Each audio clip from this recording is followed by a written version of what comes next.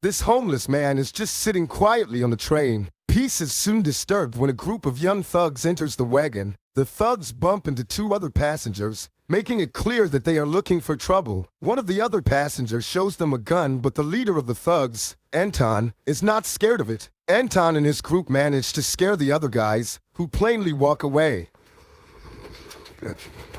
After telling his friends that they are going to move some weapons this week, Anton sees the homeless man and thinks that this is a good time to make some new friends. The young troublemaker tries to steal the man's alcohol, but the man grabs his hand and holds tight to it. This man is not just any homeless man. In fact, his name is John Reese, a special agent who has seen quite some action in the past. Anton tries to pull his hand away, but John holds it firmly. Then, he decides to release it, but Anton is still not happy. He teases John, saying that he has not brought enough alcohol for the whole group.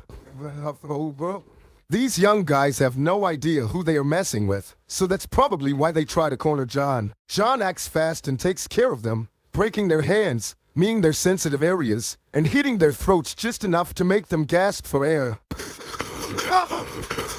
The five of them were taken to the police station. Officer Carter takes a look at the video footage and then enters the room where John is being kept. Carter jokes with him, saying that he should have done her a favor and land some more punches on those punks. Carter tries to make small talk. John remains silent, but Carter comes up with an idea to find out who he is. She offers John some water and replaces his previous plastic cup with the new one. She is very careful to carry the cup while touching it on the inside instead of grabbing it like a normal human being would. Carter excuses herself and gives the cup to her guy in the service. The forensics guy scans the cup for fingerprints and then compares them against the police database. They find out John's real name and that he has been involved in multiple crime scenes. In addition, there are 4 active arrest warrants for him in 4 different countries. He is definitely a man with a long story, even though Carter would love to know more. But he is soon released by a mysterious lawyer. The lawyer takes him to his employer, Harold Finch, who wants to have a talk with Reese. As it appears, Harold is a rich man with lots of access to information. He seems to know everything about John's past. He also knows that John is trying to drink himself to death, so he proclaims that he is what John needs, which is a purpose and a job. Finch takes him to the center of New York City to tell him that somebody dies every 18 hours in New York. But what if they could stop that? Finch claims that he has a list of people who are about to be involved in crimes. He points John to a woman named Hanson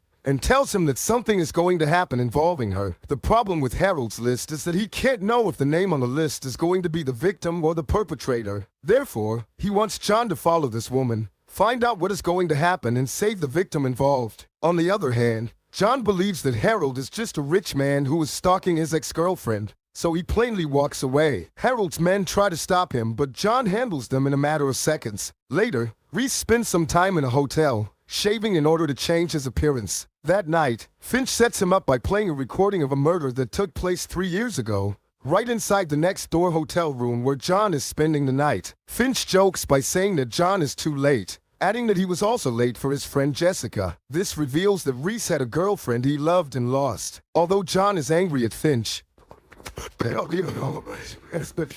he is convinced to work with him because they could potentially save some people by sticking together. Harold takes him to a place he uses as a center of operations, and John realizes that Harold's list does not include names, but rather the social security numbers of the people potentially involved in crimes. John gets to work and narrows down Hanson's enemies to 2 people. One of them could be a lawyer named Wheeler, who used to date Hanson, but she broke up with him. The other one could be a gangster named Pope, who was sent to jail by Hanson. As John continues following her, he attends Pope's trial, where Detective Fusco is giving his statement. But after the trial, Hanson scolds Fusco because he got off script without her knowing. Later, Hanson visits Pope in prison to tell him that she believes he is not the one guilty of the crime attributed to him. John hears on the microphone installed in her phone that Pope has a younger brother named Michael, whom he is trying to protect. As it is implied, Pope is lying about the murder he supposedly committed to protect his brother from the real murderers because Michael witnessed them committing a killing. The next day, Wheeler enters Hanson's office to learn more about Mike by searching her computer, so John suspects that he is involved somehow. That night, the bad guys get to Michael first, but John intervenes and shoots their truck with a grenade launcher. Reese saves Michael and also steals some badges from these bad guys, revealing that they are dirty cops. Reese starts watching over them and finds out that they are working with Fusco. The dirty cops kill people to keep their mouths shut, while Fusco sets up innocent people to go to jail. Now, John wants to know more about Harold's list, and the latter reveals that after the attack of 9/11, the government hired him to build a machine that combines information on people, receiving that information from all the cameras and microphones in the country. The machine produces two kinds of lists, one focused on possible terrorist attacks and one focused on other kinds of crimes. Harold has built a backdoor to receive the second list, but all they get is the social security numbers, so they have to do some work to find out what is going to happen. John continues his work while he believes that Hanson is in danger. But as it appears, Hanson is working with the dirty cops, who also killed Pope last night in his cell. Hanson tells the dirty cops to also kill Wheeler because he is digging too much. The problem is Wheeler. While Fusco appears behind John and points a gun at him, John escapes Fusco's custody, as he is taking him to the desert in order to kill him and returns to New York. The dirty cops are about to kill Wheeler while they frame a thug for it, but Reese is right on time to stop them. Then, he takes care of Hanson by mixing some recordings up. Finally, he blackmails Fusco to work for him, because he is going to need somebody from the inside to work for him. A few days later, John enters an elevator and starts speaking with a guy named Bill. He asks the man if the flowers he is holding are for his wife, but Reese already knows the answer. He starts saying that some women abandon their partners when they learn that they cheat on them, but other women hire two guys to make it look like a robbery gone wrong. With that, Reese takes up the two guys following Bill and tells him to call a good divorce lawyer. The next day, the machine has a new number for Harold and John to work on. This time the number belongs to a girl named Teresa, but her case is a bit special. Harold takes John to the cemetery and tells him that Teresa is supposed to be there. Her father was a real estate developer, but the market crashed and he went bankrupt. That drove him crazy, and he killed his family on a weekend trip before turning the gun on himself. Harold proclaims that the machine sees everything, so if her number showed up, it means that the girl is alive. Reese visits Fusco to ask to get this case's file from the police, and Fusco has no other choice but to oblige. After reading the file, John tells Finch that this was a professional hit. The hitman made it look like the father did it. Made it look point like the father did it. Harold wonders how Reese knows it, and the latter explains that this is the way he would do it. Soon, Finch uses his technology to find the girl, and John goes after her. Teresa understands that she is being followed and manages to escape before John can get a hold of her. John visits Harold in an office where he seems to be working. As it is revealed, Harold owns the company and just works there so he can hide in plain sight. John also gives Harold a little device that Teresa left behind. This device records card information when people use their credit cards in ATMs. Apparently, Teresa makes a living by stealing card information and then withdrawing money. Then, Reese asks around the streets to learn about the killer who got the contract for Teresa's family, and learns that a guy nicknamed Solnick did it. The hitman is now in jail because he got arrested for another case. John visits him and asks him why he did not kill the girl. Solnick replies that he has a code, and he would never kill a kid. He just told the girl that if she told anybody about him, he would come for her to finish the job. Reese wants to know who hired him, but Solnick says that he only met the man who hired him once and he got paid in cash. No names were exchanged. Soon, Teresa tries to sell some banking information online, and Finch is able to track her. Reese finds her, but they are intercepted by an assassin who was after the girl. John saves the girl and takes her to a hotel, where she reveals that her father blamed her Uncle Derek for what happened to him. John finds Derek and discovers that he worked with two big contractors to kill his brother because his land would be inherited by him. They did it because that piece of land is now worth 40 times its old value. However, they are now looking to kill Teresa because they know that she will inherit her father's land if some legal entity discovers that she is alive. John finds one of these big contractors and runs a large truck over his car. Reese asks the man to call off the hit on Teresa, but the man says that it is already happening. Back at the hotel, the assassin is trying to find Teresa, while Harold tries to get the girl outside via the fire escape. The assassin finds them and points his gun at them, but John appears right on time and kills the assassin. A day later, John calls Agent Carter and tells her that it is time for them to meet. Carter brings some secret officers with her, but the only thing she finds is Teresa. When she takes the girl to the police station to reunite her with her aunt, Carter tries to extract some information from her, but the girl claims her painful experiences caused her some kind of trauma and she can't recall much information about the man who helped her. Finally, Reese visits Harold in his office again, but the latter has moved to another office. When John calls him, Harold reminds him that he is a very private person and asks Reese not to call him. Harold will only call him when they need to talk. Harold and John do not have much time available to rest, as the machine gives them a new number soon. Finch finds out that the number belongs to a guy named Joey, who was a soldier in the military and has received various medals for his bravery. Reese starts watching over Joey, who works as a groom at a hotel. Soon, Joey sends a weird message to a number and leaves work. John follows him, and they end up inside a bank. Joey wears a mask while his accomplices enter the bank and commit a robbery. John is unable to do anything as he is pinned on the ground. The guard tries to reach for his gun, but John stops him because this is not a good idea. After the robbery, Harold wants to get done with this case and suggests they turn Joey into the police before anybody gets killed. Or some of them dead.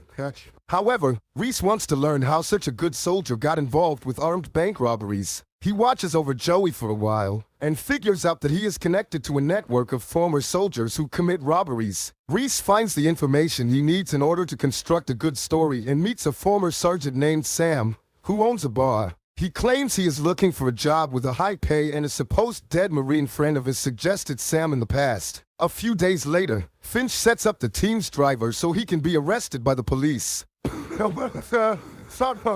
This opens up a slot for Reese to be a part of the team, and he has his first meeting with Joey and his team. In the meantime, Carter watches the footage from the bank and sees the back of John's body saving the security guard by preventing him from grabbing his gun. When John meets Harold again, he claims that Joey does not look like the kind of guy who would kill somebody.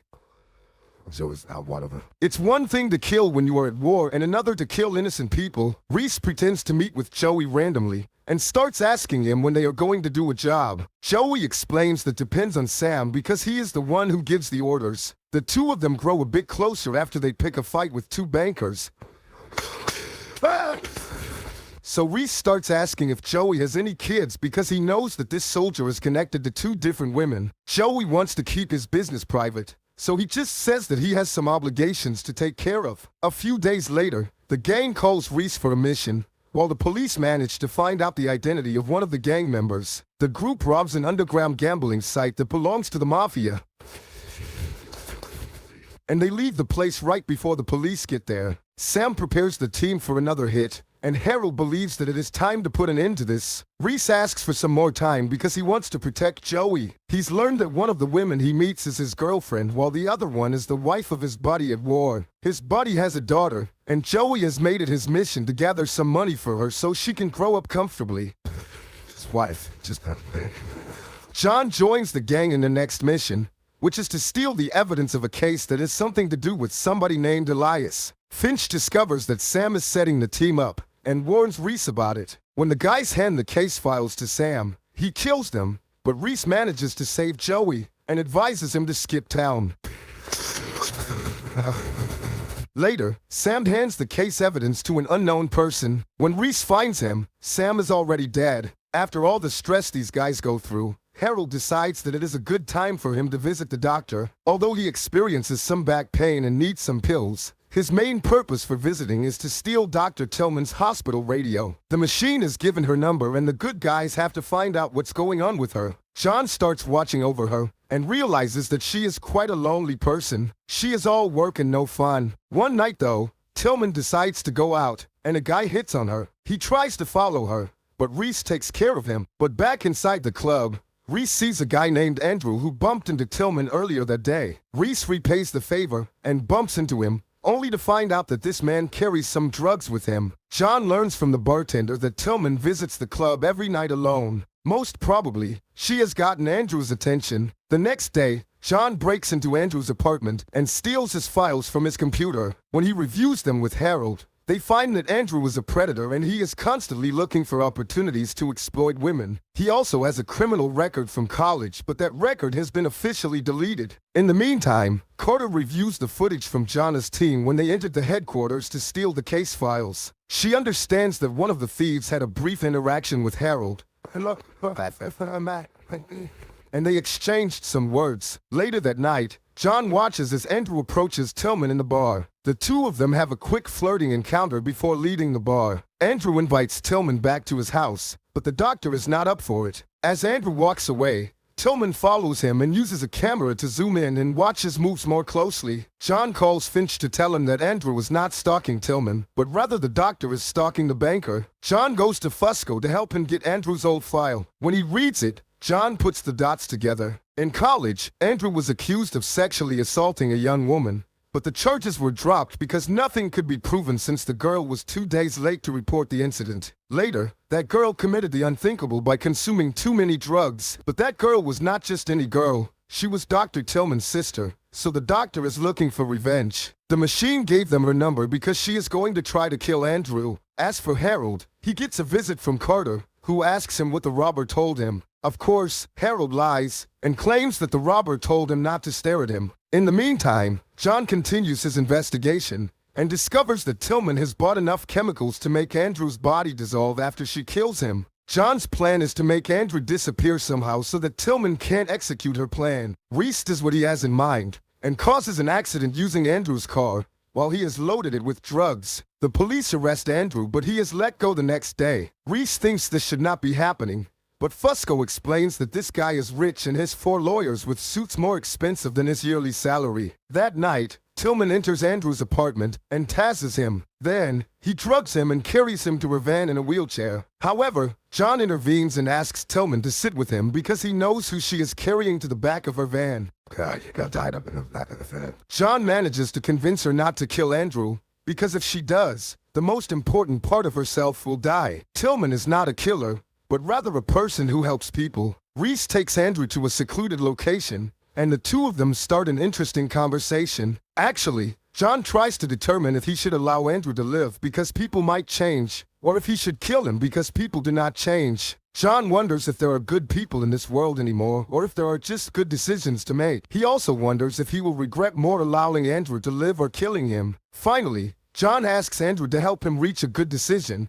and the episode cuts to black. A few days later, the machine gives Finch the next social security number, which corresponds to a man named Samuel Gates. Samuel works at a Supreme Court as a judge, and the rumor has it that he is very fair. He is a tough judge who has declared war on crime. Consequently, it is not unlikely for him to have made many enemies. John follows him around and realizes that a few guys are after the judge. One of them is about to make a move, so Reese prepares for a fight. But then he sees the man pulling his phone out, sending a message and throwing it in the dumpster. John turns around to grab that phone and reads a message that talks about Samuel's son finishing school. John says they have been following the wrong person, while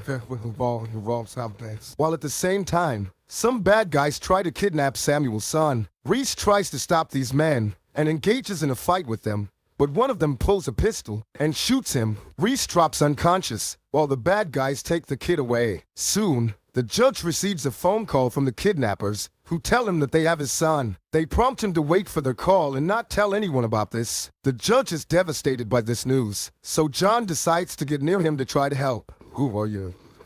I'm here to help.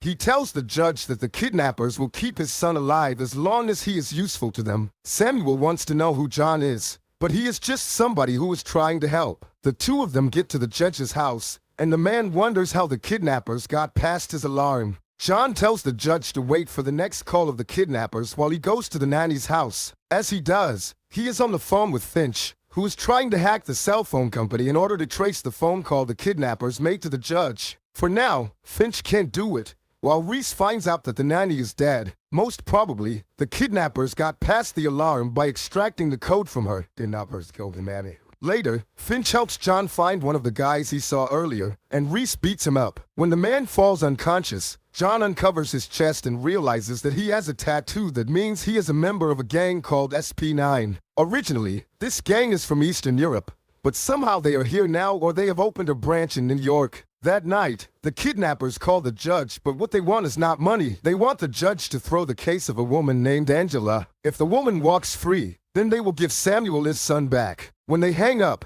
the judge reveals that Angela's case is a simple one. She ran over somebody and abandoned him. In the meantime, Finch learns that the SP9 gang has expanded their operations and they have built a presence in around 18 countries. The next day, Samuel has to rule Angela's trial and he helps her case go well. However, he stalls as long as he can before reaching a decision. The gang boss calls him to ask him to stop playing games, but Samuel proclaims that he has to do this the right way. As for Reese, he has interrogated the guy he caught earlier and has gotten the location of a place where the man goes to get paid. He visits the place and finds $500,000 there after beating two guys guarding the money. Finch listens to Angela's conversation with the gang boss on the phone and puts the dots together. Angela works in a bank that is producing some kind of software that spots money laundering, but she can turn it off with a click on her computer. Most likely, she is working with the gang boss to help him launder his money. The gang uses online payment methods to pay for their expenses, including human assets such as lawyers. The next day, Finch pretends to be working at the bank and steals some information from the servers. As the trial continues, John tries to find Samuel's son, but the kid is not in the place John believed him to be. Since the judge has no news of him, he is forced to free Angela of all charges. Not guilty at all. The gang boss calls Samuel to go pick up his son, but John knows that they are going to kill the judge. When Samuel arrives at the location, the bad guys prompt him to say goodbye to his son, but Reese appears with Angela and cites the information he knows. Angela turns the algorithm off for 3 minutes every morning in the bank so the SP9 can perform their transactions. That's how she is connected to the bank. The gang boss believes that the whole operation is burned. So he orders his guys to kill everybody. The interaction results in a shootout, with the bad guys losing. Eventually, Finch hands some evidence to a lawyer so they can send Angela to prison, while the police find her tied up along with the gangsters. John Reese has to pretend he is a driver to get in touch with the next person that the machine points him to. He meets with a woman named Zoe Morgan and pretends to be her new driver. Zoe is careful, so she calls the company to ask if they really send her a new driver. But Finch is the one who answers the call and covers for John. John drives her to a location where she pays a guy to get a gun. But back in her apartment, Finch finds another gun. John comments that the only reason she would buy a second gun is because it is untraceable. Zoe changes her clothes, while John drives her to an event. He decides to follow her because he believes she might be the perpetrator. At the event, Zoe meets with a high-ranked officer and hands him the gun. Their conversation reveals that a police officer lost his gun, and Zoe just retrieved it for him to save him the trouble. Lastly, John drives Zoe back home, and she tells him to meet her again tomorrow.